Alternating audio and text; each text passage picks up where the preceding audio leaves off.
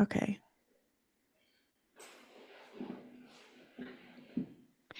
Welcome in, Heart Talkers, to another episode of Heart Talk. I am your host, Laura Lawrence. And if you join me weekly, you know that I have everyday conversations with everyday people. Very excited for my guest today. Joining us from the United States, Nicki Reisberg of the Scrolling to Death podcast. I'm so happy that we finally got a chance to sit heart to heart here and chat. Welcome to the Heart Talk podcast. Thank you, Laura. I love that you call listeners heart talkers. I don't have a little tagline like that, but I don't think with scrolling to death, there's not really something I could come up with there. Well, it is so interesting how we meet people. I always feel like by synchronicity, we meet the right people at the right time, hmm on the right paths. And I don't even know how I found your podcast, to be honest, but it came shortly after I had discovered that my son experienced his own online harm. And I've been working with youth for over 20 years, in the realm of mental health and conversations about mental health for kids. So it was very timely, and I can say without doubt, I have shared you with many of my listeners, and they've been very, very impressed with what they've learned. Also shocked. Yeah, You do some really important work. So let's start with like, who is Nicki Reisberg, and what's your background that led you to podcasting and podcasting in this space of tech for kids? sure. So this was not my end goal to be on camera. I don't enjoy that. I was always the behind the scenes person. I ran my own social media marketing company for, I always get confused if it was 10 or 15 years, but a long time. I started with my parents had a pizza restaurant, and they realized, I don't know, 15 years ago, that they needed to start doing social media, and they had no idea how to do it. And so I stepped in and took that over for them, and it went really well. And so I just started taking on other clients and grew that business, and ended up with almost all of my clients being IT and tech companies. And so I would act as the company on social media. And I just got a front row seat into how manipulative these platforms are, and how much information they collect on people. And I think around that time, it was 2020, I watched The Social Dilemma, and I just deleted all of my personal social media after watching that. And for a couple of years there, I was like a social media manager that's not active on social media, and it just felt really not good. And so at the same time, my kids were getting older, and I was stopped sharing them online and started to think about how I'm going to manage when they want to use social media. So I started doing some research, and I found that the really shocking statistics that kind of line up the depression rates and suicide rates with social media use in young people. And I heard the stories of actual deaths and losses due to social media activity. And I felt like people need to know this. Parents need to know these stories to inform their decisions on what they're going to introduce and when. And so it just seemed like podcasting and long form interviews would be the best outlet for that. And so that's how I started scrolling to death, and kind of built following over on Instagram, where lots of parents are super engaged with the content and information as well. So it's been a bit of a journey. Wow. I find it really interesting because now that I've been, following you and following others who are speaking in this space, there are many ex-tech people who are starting to get loud and talk about what's Yeah. really going on. So what were some of the things, if you don't mind sharing, like that really didn't feel right for you in your gut of what was happening hmm amongst these social media, tech execs and companies? Yeah. I think I just saw a lot of inauthenticity and fakeness, I guess. So I ended up being hired on by a lot of tech companies to act as the executives on LinkedIn and Twitter at the time. And so the CEO, he or she would be like, I know I have to be on LinkedIn, but I don't want to do it. And so I'll pay you a good amount of money to do it for me. So I would write posts as these people.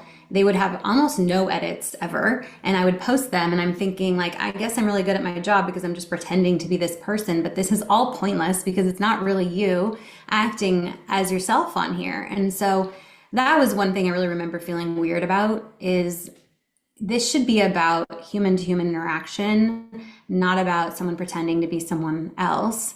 And that sort of has been interesting to reflect on as I see the just millions, hundreds of millions of fake profiles and duplicate profiles and scammers that are set up by adults taking advantage of children now. So I see that definitely happening as I've been researching the harms of social media.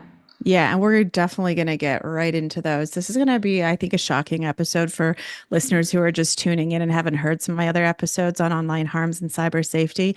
I think what's really interesting about what you said about that is these tech execs don't want to waste their time on social media because they know how time sucking it is and Right. the impact that it has on one's mental health. So instead, they're going to Mm-hmm. hire, and many of them also reportedly do not allow their children to use the same platforms that they've developed and are making billions of dollars off every year. And Yep. when I share that with kids when I'm on the road talking about it, they're shocked. Like, why wouldn't they let their own kids, engage in these platforms? Mm-hmm. And then soon they find out, why, or they're already finding out why. So let's start with you. You interview so many people, Mm-hmm. parents, executives, government officials, people who've been, study the psychology behind this. Like, what are some of the Mm-hmm. most prevalent concerns that you see right now with youth, kids, and tech?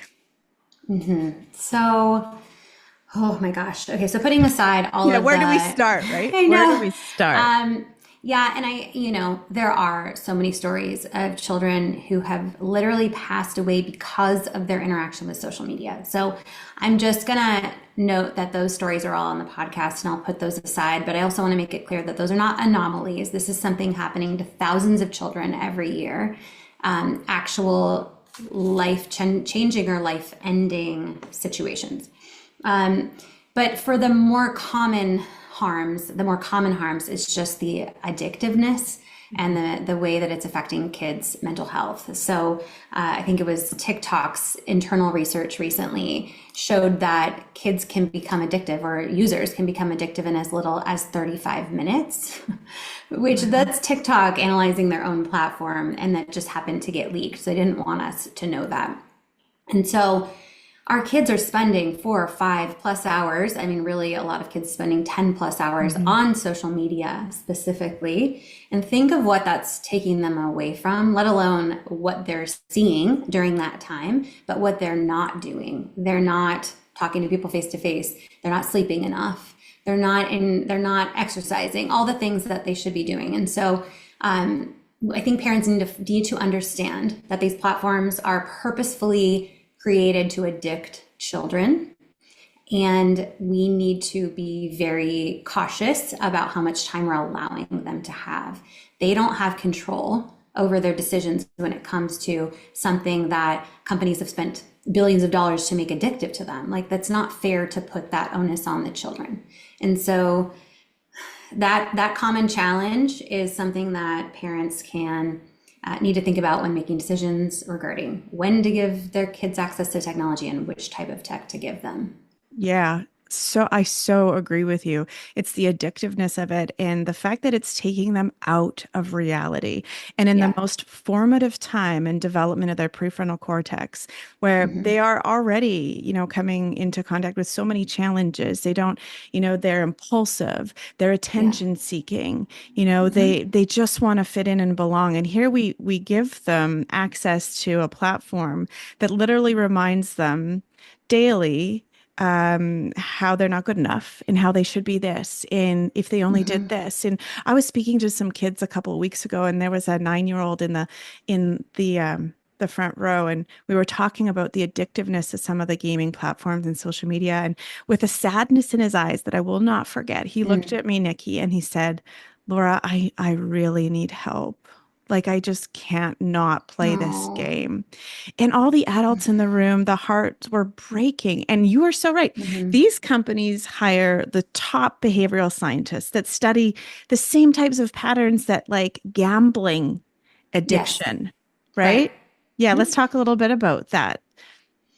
Yeah, and so I have several interviews with doctors and psychologists that know a lot more than me about this, but these companies are really using the same type of dopamine hit technology or approach to keeping a child on the platform for as long as possible. And so, yeah, it's no wonder that kids can't put it down. And I'm glad you brought up gaming, because when we talk about social media harms, like gaming is right in there. And for me, gaming is an easier thing to cut. Like social media, kids want to be on it because literally all their kids are on Snapchat and they feel left out. That's to me not a reason to give it to them, but that's what a lot of parents lean on.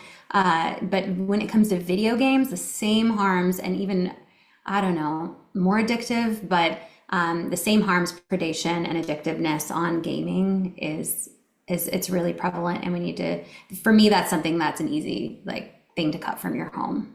Yeah, and it's also something that parents are really not aware of. And I just had David Everett on my podcast because Oh, good. Yeah.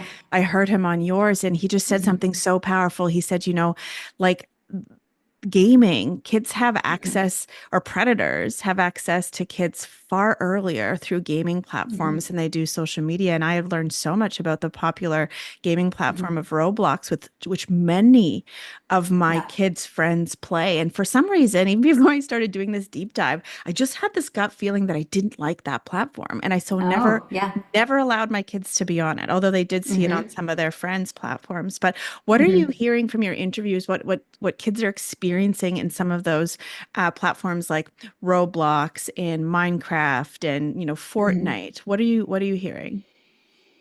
Yeah, so there was a new report specifically on Roblox put out by Hindenburg Research, and the headline is Roblox is a pedophile hellscape for children.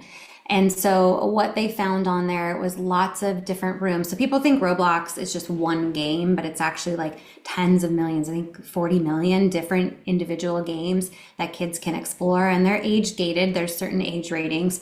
That doesn't mean that the things that your kid can access at a 4+ age rating is not going to be inappropriate. So they found adult studio rooms where they're open to everybody.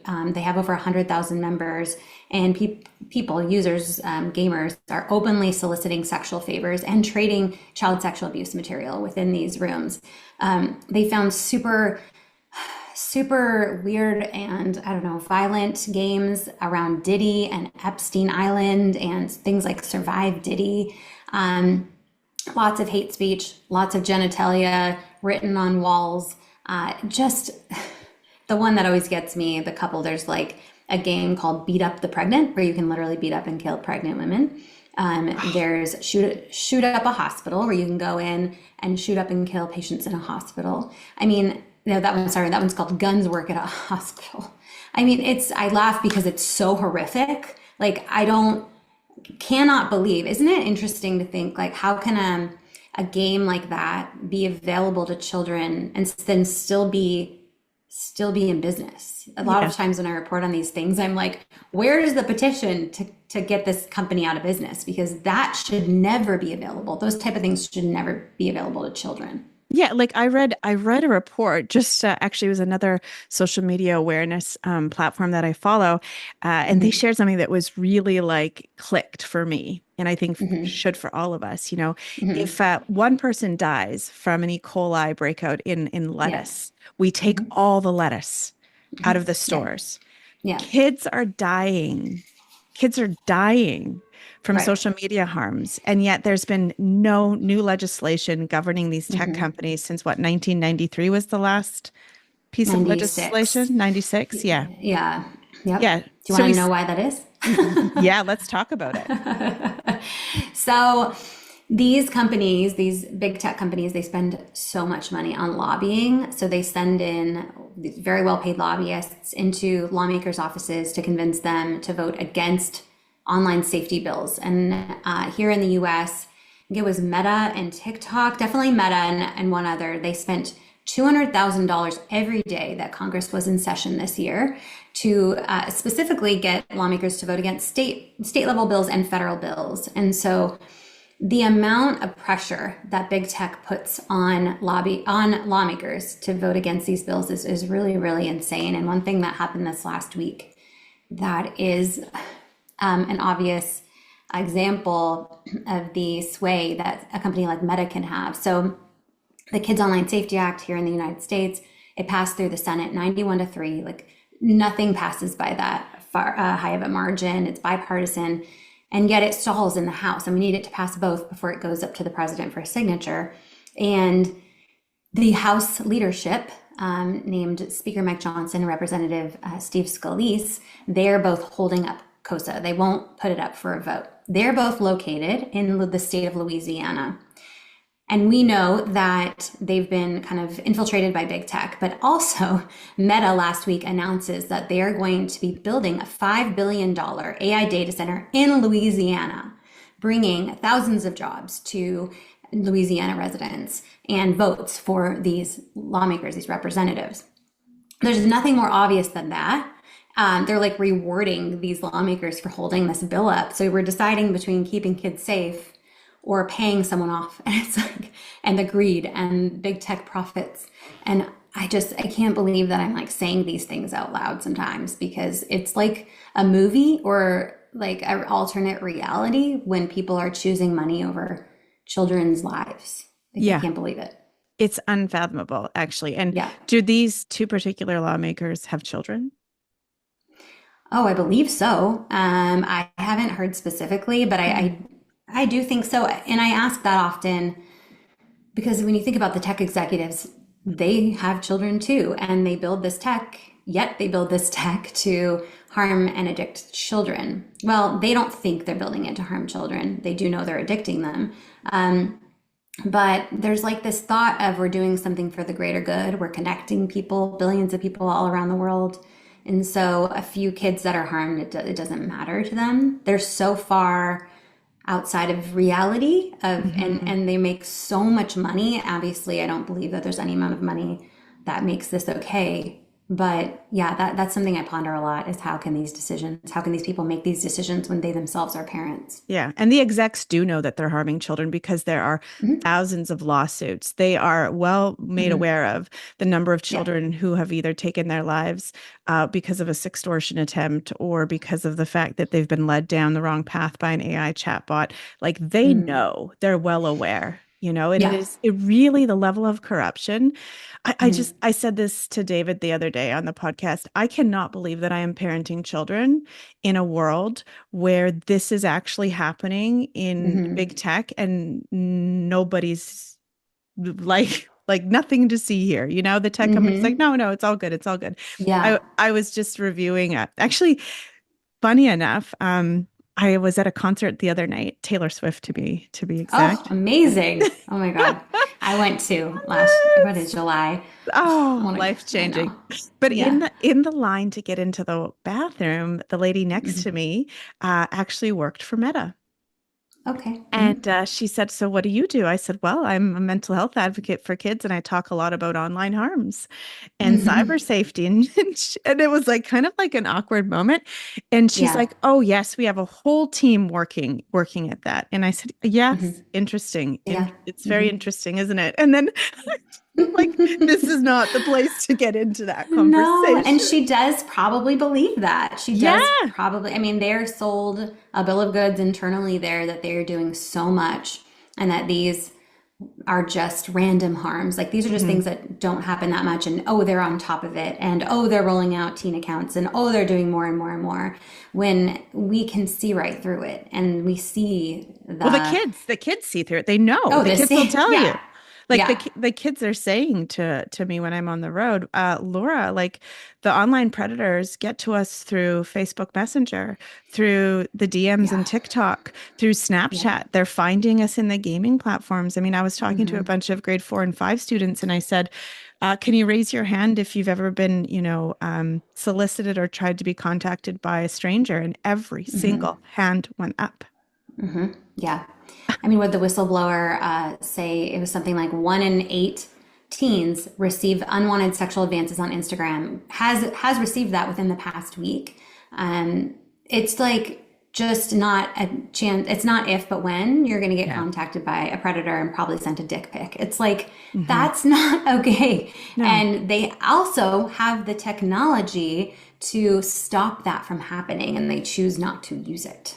Yeah. And, I asked a couple of high school students in front of their entire school. If you were a Hmm. parent, what app would you not allow your child to have? And without Mm. hesitation, two of the kids, two of the boys said TikTok, would not let them have that. The Hmm.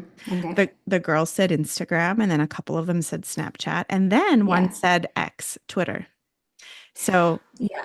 Okay. So one thing about X, so a lot of parents will, one parent recently reached out and said, I blocked any porn sites from my child's phone, but little did I know they had an X account, Twitter an X account, all porn. He had actually had three accounts, one public that the mom could look at, and then two other ones that's just a stream of pornography. Because that is, it's hard to say if you asked me, like, which is one I wouldn't give my kids. It's all four of those that you mentioned for sure.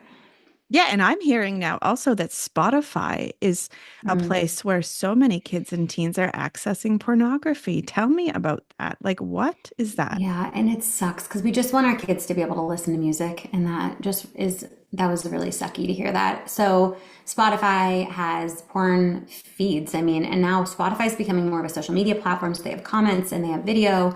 You know, I use it to distribute my podcast. That's what it should be used for. But you know, Pornhub has an account or a profile on Spotify with sounds and videos of sexual encounters and things like that. Or you'll find like TikTok feeds. I found one account or one, I guess, video on Spotify that said 10 TikToks your parents don't want you to see. And so it's, yeah, there is a Spotify kids account or level that you can pay for.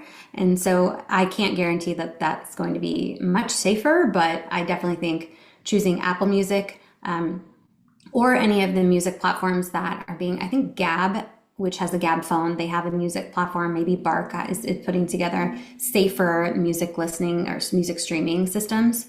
So there are better options, and unfortunately, Spotify is just not it anymore. Oh my gosh. So, okay, so we talk about addiction, we talk Mhm. about sleep deprivation, we talk about like social isolation. The Yeah, stats show that kids that spend more than 3 hours a day online double their risk of anxiety, depression. We know, we see the yeah, stats. Everything has just risen since the introduction of the smartphone.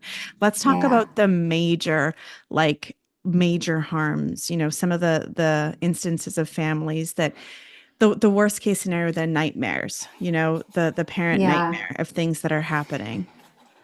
yeah. So probably the biggest ones are sextortion. So we'll talk about sextortion for a second. So and these are shocking because they're kids that are actually doing very well. They have no signs of depression or mental health issues, and they are on Instagram or Snapchat typically, and it's usually a teenage boy, and it's usually at night, and they get contacted by a cute girl who has mutual friends with them and knows about their local area, and so they trust this cute girl, and they start to have a more sexual interaction, and the girl convinces the teenage boy to send a video or photo, like a sexualized video or photo, and that's where the sextortion starts, the threats. And so the girl is actually a grown man or a group of men. There's actually huge rings of men, specifically in Nigeria and in Western Africa, that are doing this and scamming children in Canada and America, England, Australia, and they demand money, or the photo or video will be shared with the boys' family and friends. And we've lost here in America, I think, almost around 40 kids to suicide within like minutes of this happening, minutes or hours of this happening to them. They really feel like their life is over in that moment. And I mean, these scammers will send a picture of the video in an outbox being sent to the kid's mom, and the kid can't handle, like the teenager cannot handle that. And so I have a few interviews with parents who've lost children to suicide after being sextorted on scrolling to death. But I think it's just really important for parents to talk to their kids about the fact that you cannot trust anyone that contacts you online. Even if they say they know you, they might not. And so you cannot share any private information, and especially any nude imagery or videos. It's not safe. And even, unfortunately, now with generative AI tools and really easy apps to do this, a user can take a photo of you and with a click make you look naked and even put you in sexual situations. And so there's no, it is extremely important for parents to talk to kids about privacy, and about only sharing what is necessary. I don't think kids need to be shared on social media at all, given these threats.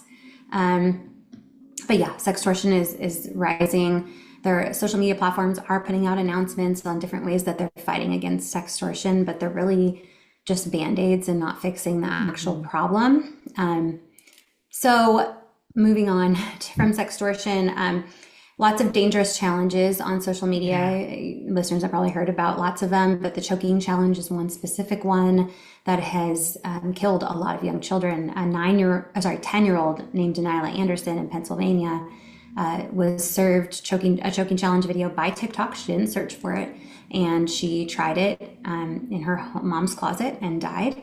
And now the family is suing TikTok for causing this harm because she should not have been served this video and would still be alive if she hadn't have been served this video. And so there's hundreds, if not thousands of children that have died from that challenge. And there's also lots of other dangerous online challenges. So just something else to talk to our kids about. And with them being so quick to react to something or, Mhm. yeah, so that's a big one. Just what else? Oh, okay. So let me just talk about one more, and that is drug sales online. Mhm. So huge issue with fentanyl here in the United States. I just got back from the DEA headquarters, attended a family summit all about fentanyl with parents who've lost children to fentanyl. What's really important to know is that fentanyl is being placed in pills made to look like prescription medicine.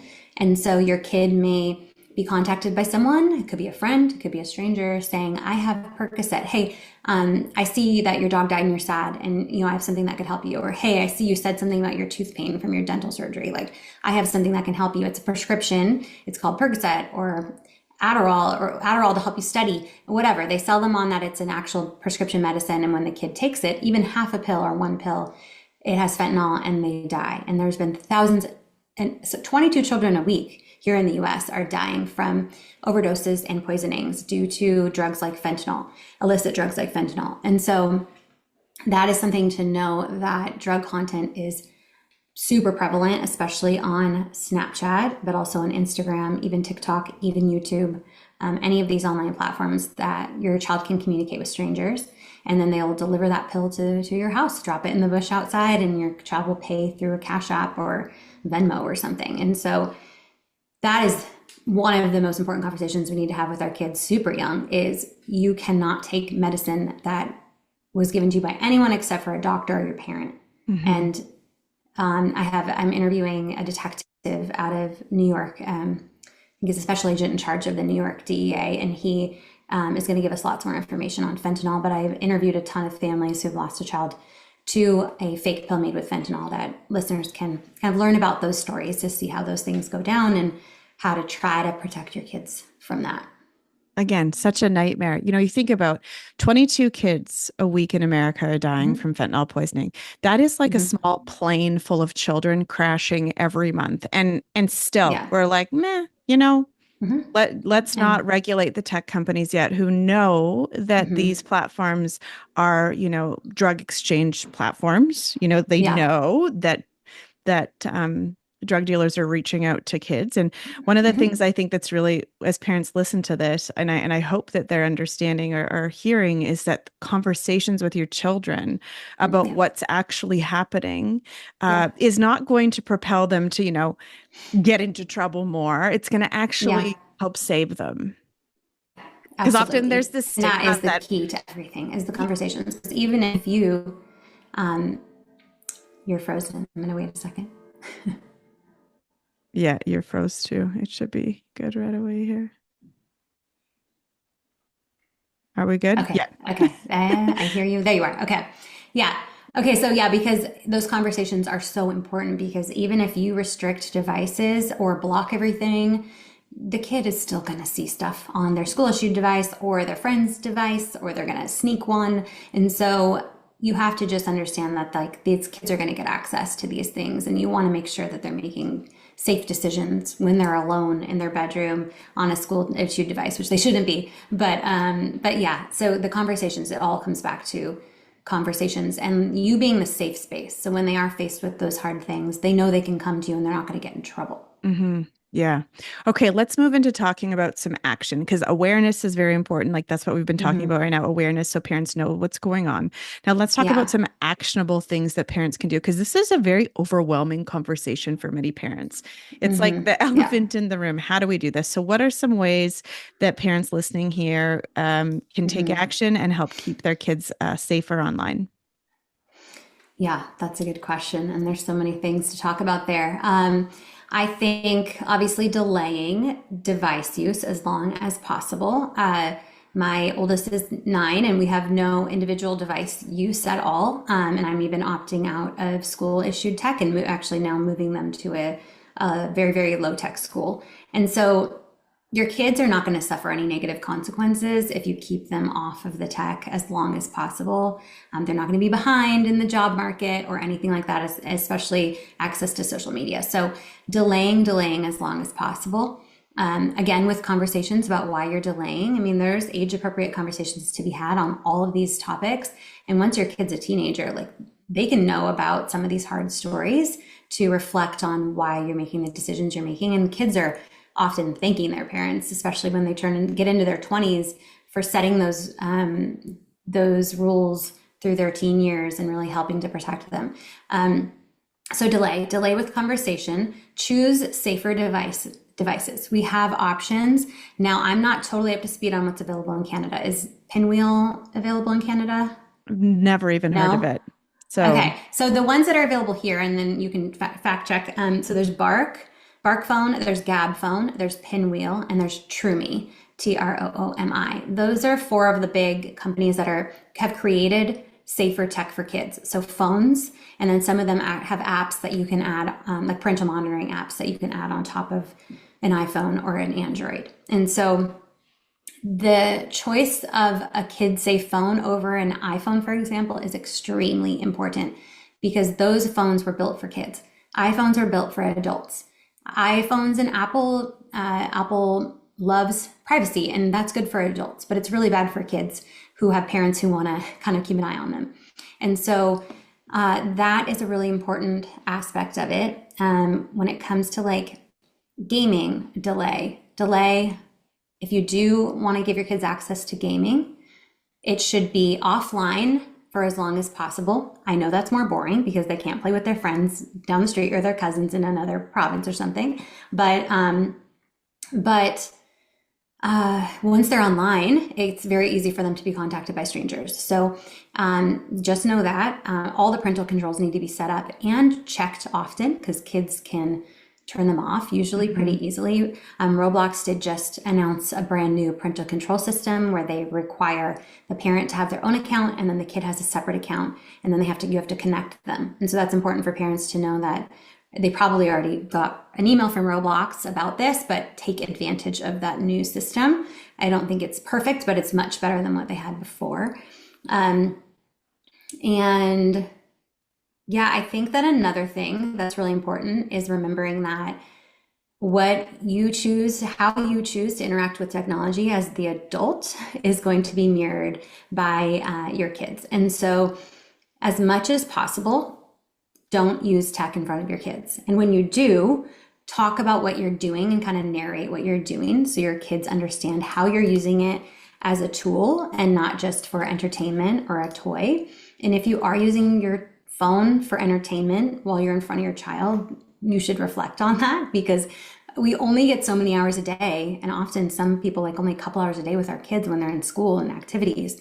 We have to put our devices down more. Yeah. It's at home, that's at restaurants, that's in line for the coffee shop, all of the things. And something that I've even done is like, I don't wear an Apple Watch. I used to, but I try to be completely disconnected as much as possible. I'm not perfect. No one's perfect, but just Mhm. set that intention. And your children will then be kind of catching you on that, which I think is funny. They'll be like, Mom, you said you were going to put your phone away. So I think that that's helpful. Yeah, I think that those are the big things. Did I not touch on anything there? No, I think that that last point is so important because Yeah. the tech problem is not just a kid and teen problem for Yeah. sure, Right. but why it Yeah. is so dire for kids and teens is because of the lack of brain development, full cognitive capacity, right? It's more Yeah. dangerous. Yeah. But Hmm. we would be very it would be very erroneous to say that tech is not affecting relationships, Hmm. workplaces, Yeah. conflict resolution with adults. What Hmm. even at this Taylor Swift concert the other night, my gosh, I Hmm. said to my husband, wouldn't it be interesting if you said no cell phones in the concert? Hmm. The kind of Yeah. experience people would have. I mean, I had great tickets, 6 rows from the front. I couldn't even Hmm. see her because everyone had their phones out like Yeah. capturing every single moment to relive it later and Yeah. missing the moment. I know. It's a societal shift that we need to make. And I think that we're getting closer. I was at the airport a couple days ago, and there was a family with three kids, and they were all on their iPads with their headphones on, which I understand, like traveling is stressful and it's easy to do that with your kids. But they sort of weren't getting off when they were asked to. They were walking around with the iPad, looking at the iPad, running into things, and it was just a distraction. And another dad was standing there with his child, and he says to his kid kind of quietly, and this was pretty harsh, but he says, "See, do you want to be zombies like those kids?" And I was like, okay, like harsh, but I appreciate hearing other parents notice that you can just look at that and know that that's not right. And Yeah. know that those kids are missing out on gaining really important skills. Kids need to be able to sit in an airport for a couple hours at a time, and that starts with the parents. What were the parents doing? They were on their phones the entire time as well, not paying attention to the kids or not engaging them, didn't provide them with any other resources. And so, no judgment, but I think that societally, within a couple of years, I hope to be at a point where you will go to a restaurant and not see as many kids on devices, or go Yeah. through the airport and not see that. I think we're understanding the value of withholding the tech from them and what that's taking away from them when you do give it to them. Yeah, because it's like pacifying, and I'm just as guilty. Like you said, I'm not perfect. I have Yeah. had I've had a very steep learning curve as a parent, and made some Hmm. mistakes with my older two. Yeah. Yep. And I can't say that we're tech free for sure. I do monitor my teen's tech. He's Hmm.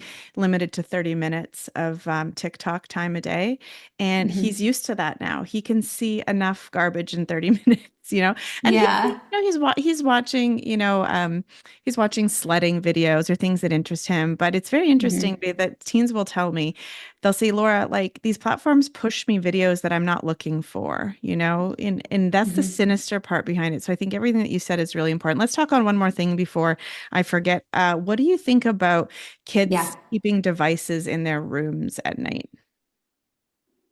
Oh, Just it's so a many, no. so many kids No. do. So many kids. Yeah, I think that it should be illegal. I think that you should be able to call CPS on a family that lets the kid have the phone in the room. There is no reason. Kids make, I think maybe we talked about this in our last conversation, but kids make poor decisions at night when they're tired. That's when the predators come out and know that there's children that are vulnerable. They can't sleep. Some Mhm. parent reached out to me recently with the browsing history because of their child's device. So the child was with grandma overnight, and grandma had fallen asleep, and the child got access to the iPad. And this child, from 9 p.m. to 5 in the morning, was on YouTube, just recommended video after recommended video. Can you imagine that many hours in a row, Wow. nonstop? They can't put it down. These algorithms are so smart, and they know how to keep your kids' eyes on the screen. And so you give it to them at night, they're not gonna be able to sleep. They're gonna have a hard time performing in school. They're gonna have a hard time with their mood. Like, there's so many effects of not getting enough sleep, mentally and physically, and the phone in the room will hinder that. And so yeah, you can't. You get them an alarm clock from Amazon or Yeah. Walmart or something. And there's a lot of parents I'm hearing now that are also, I have not done it yet, and it's something I should probably do, but not having their phones next to their bed.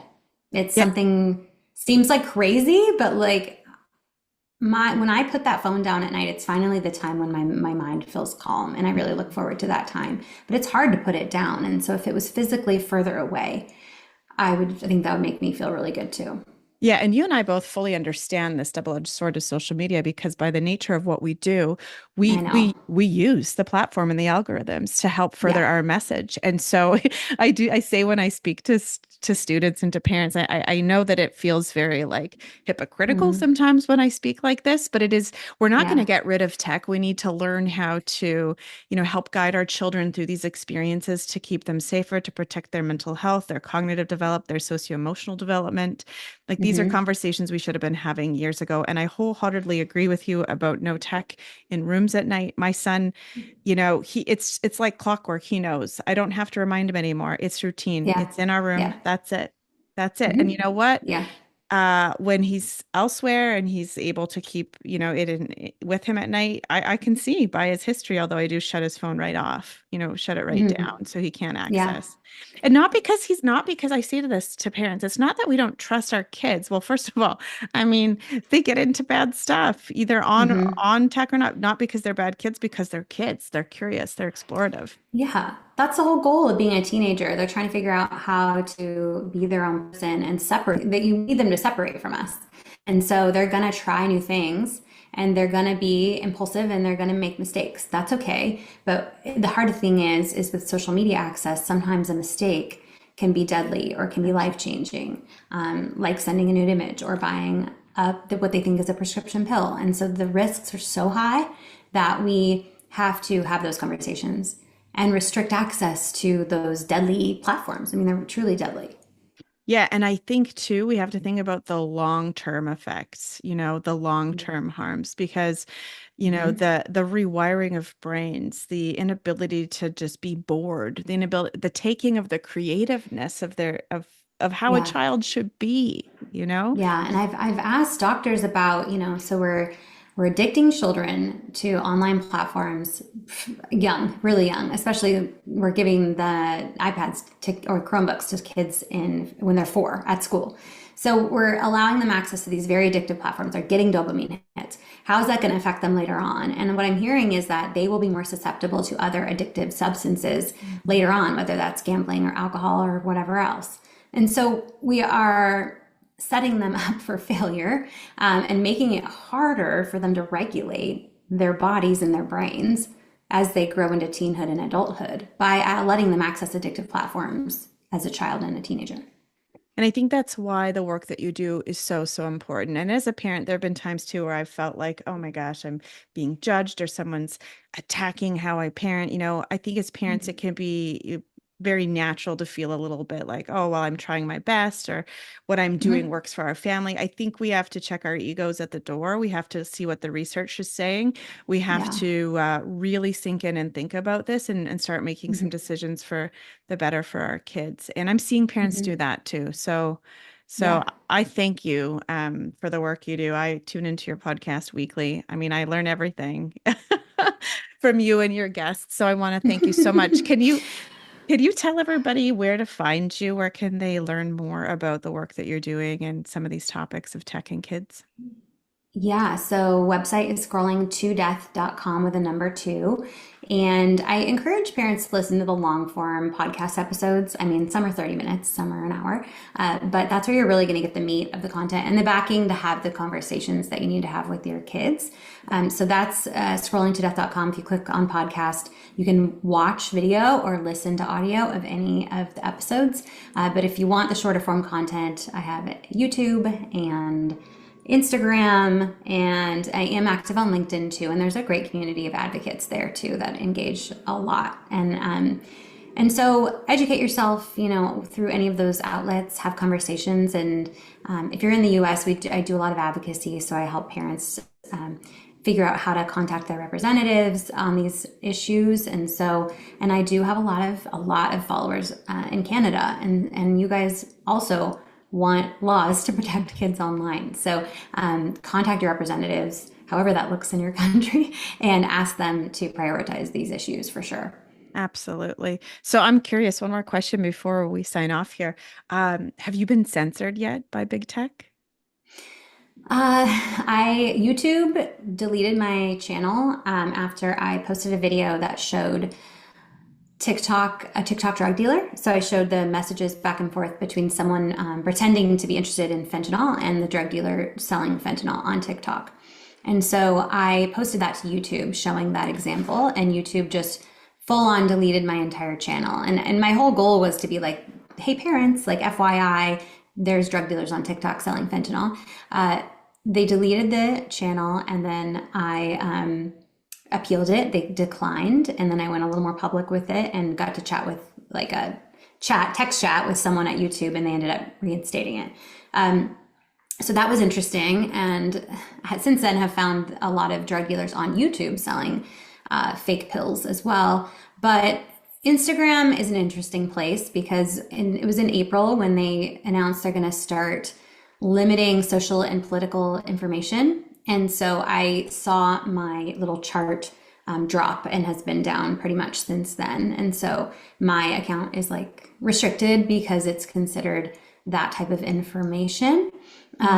So, I know that everything I post on Instagram, for example, or YouTube is owned by them. They have complete control over who they send it to. And that's why I try to make it a point to bring people to the website, to have them sign up for an email list. So that way, if I lose all the community on those other platforms, I still have access to people that want to hear about this stuff through email. So I guess I would say subscribe to my email list on the website, scrollingtodeath.com as well is important.